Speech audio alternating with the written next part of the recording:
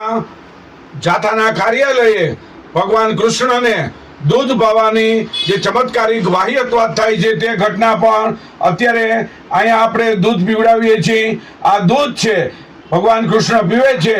વાસ્તવની અંદર આ દૂધ પીતું નથી. પૃષ્ઠાના કારણે એક સરખું આ રીતે જોઈ છે. વાસ્તવમાં દૂધ પીવે છે. આપણે ભગવાન કૃષ્ણ નહીં, ભગવાન ગણપતિ પણ દૂધ પીવે છે. આ બધી ઘટના છે માત્ર ને માત્ર પૃષ્ઠતાણના કારણે જોવા મળે છે. આપણે આ ઘટના અહીંયા આપણે જોઈ છે. ભગવાન કૃષ્ણ, ભગવાન શિવ પણ અત્યારે આ જોવે છે. આ દૂધ પીવાની ઘટના છે. વાસ્તવની અંદર આપણે બીજી ચમચી પણ લઈ છે અને આ જોઈ છે, પણ આ ઘટના છે પૃષ્ઠતાણના કારણે જોવા મળે છે. વાસ્તવમાં ચમત્કાર જેવું કશું જ નથી. અહીંયા ભગવાન કૃષ્ણ છે, આ દૂધ છે. આપણે દૂધ પીવાની જે ઘટના બની છે સાબરકાંઠા જિલ્લામાં તલોદના રામપુરા કંપાનામાં અને અત્રી ફ્લેટની અંદર, તે ઘટનાનું આપણે ડેમોન્સ્ટ્રેશન કરીએ છીએ. માત્ર પુષ્ટાણ અને માસ હિસ્ટેરિયાના કારણે આ ઘટના બની છે.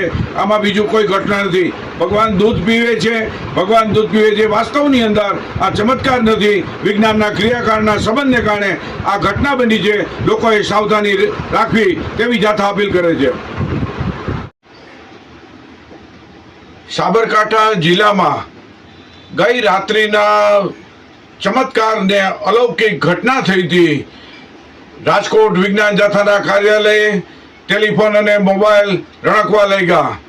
હકીકત શું છે, સાચું શું છે તેની માહિતી આપવા માટે સાબરકાંઠામાં તલોદમાં રામપુરા કંપાના અને અત્રી ફ્લેટની અંદર ભગવાન શ્રી કૃષ્ણ દૂધ પીવે છે અને દૂધ અદૃશ્ય થઈ જાય છે તેવી ઘટના જોવા મળી હતી. વિજ્ઞાન જાથાએ તપાસ કરતા, ખાસ કરીને ધાર્મિક તહેવારો હોય, પરસોત્તમ માસ ચાલે છે, અંતિમ દિવસો છે, ધર્મના માહોલ છે, લોકોમાં ઉન્માદ પણ છે. આ બધી પરિસ્થિતિની અંદર આવી ચમત્કારિક ઘટના બને છે, પરંતુ ચમત્કારિક ઘટના પાછળ વૈજ્ઞાનિક કારણો હોય છે. માસ હિસ્ટેરિયા, વિજ્ઞાનના ક્રિયાકાળનો સંબંધ, બકનડી, પૃષ્ઠતાણ, આ બધાને કારણે આવા ચમત્કારો આપણને જોવા મળે છે.